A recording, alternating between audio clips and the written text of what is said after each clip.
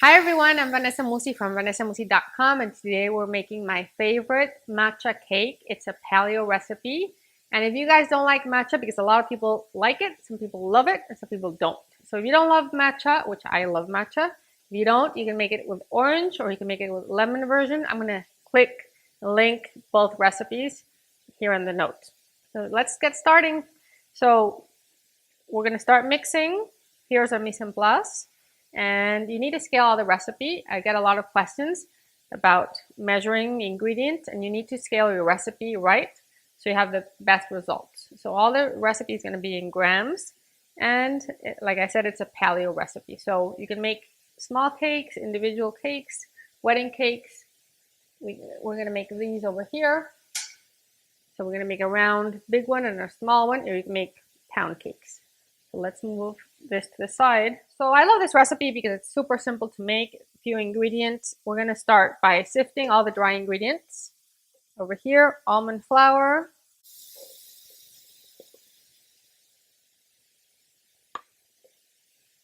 This is my paleo recipe. It's a mixture of flours. So we have coconut flour, almond flour, and arrowroot. Mix that all together. We have paleo baking powder,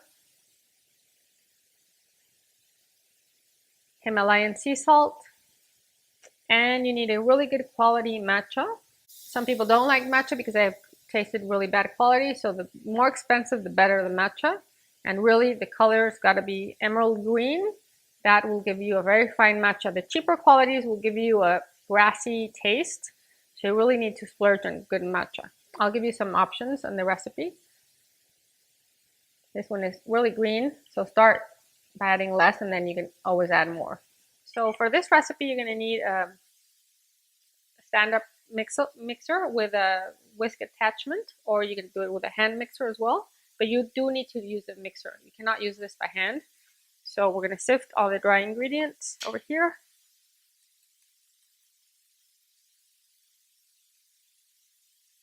This is important because almond flour can get a little clumpy when it's stored. So you really want to mix all, even the baking soda, powder, and salt.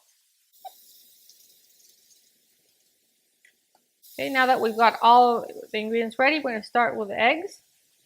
And I'm going to mix the eggs and the vanilla over here. Always use a whisk attachment when you're mixing eggs. And we're going to use a little bit of maple syrup over here.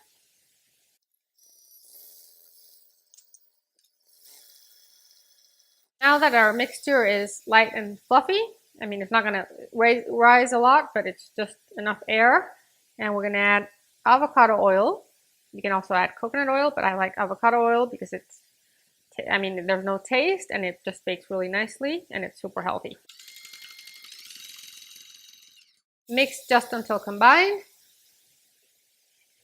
Now we're going to add our coconut milk, or you can add orange juice if you're making an orange version. If you're making a lemon version, just stick to the coconut cream. Now that it's all combined, you just lift it up and we're going to add the dry ingredients over here. So really it's a super simple recipe, and you can also make cupcakes. And adding that over here.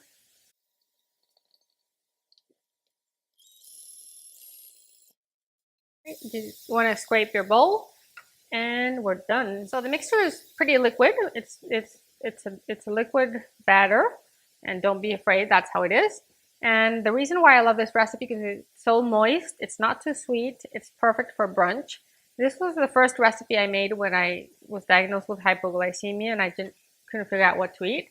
So I invented this recipe, and I love the French Financiers, which are almond based, and they have they're just very almondy and very timeless. So you can also add berries to this recipe. It's really matcha goes really well with raspberries, blackberries, even apricots. So you can feel free to add them before baking, or during baking or after. So here it is.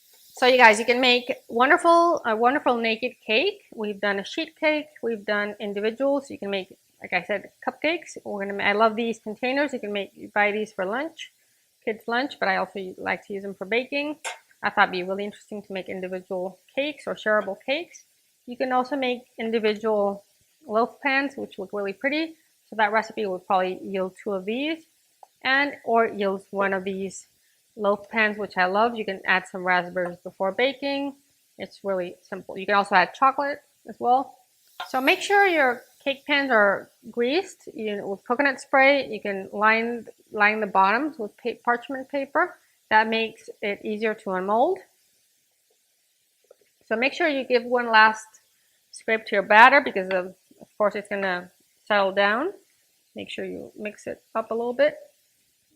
Pretty green, and that depends on the quality of your matcha. If you like it less green, you can add less.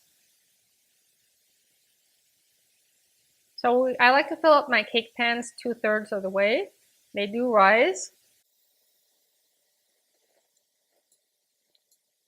And we're ready to bake. So it's easier to transport these individual ones on a baking sheet. And we're going to bake in a preheated oven, 350 in a convection oven. And it's going to take around 20 minutes. It really depends on your oven, the type, size, and shape of your pan. So make sure you put a toothpick inside and make sure it's ready. So let's get them in the oven.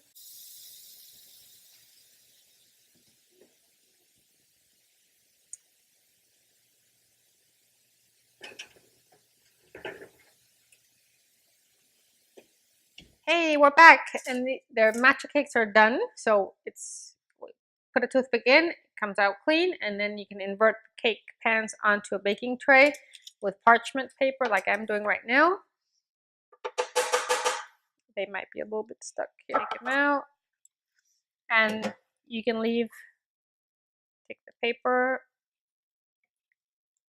You can leave them like that, like muffins, or you can cut the top off. You want to level this off. Use a serrated knife here, so you can see the texture right there. It's really nice and spongy, and you can put it upside down and serve it like that. You can add coconut milk powder on top and sprinkle it on top. I'll do that in a second. And then you can sprinkle more matcha on top. You can add some berries. This one's a little hotter. You could serve it with coconut whipped cream and berries on the side. So there you go, and it makes it wonderful cake for weddings, for birthdays. You can make a naked cake. There are so many options. So we can put some coconut powder coconut milk on top. Slightly sweet. It's not sweetened, but it's slightly sweet. And you can add some berries, and I'll show you the photo in a little bit.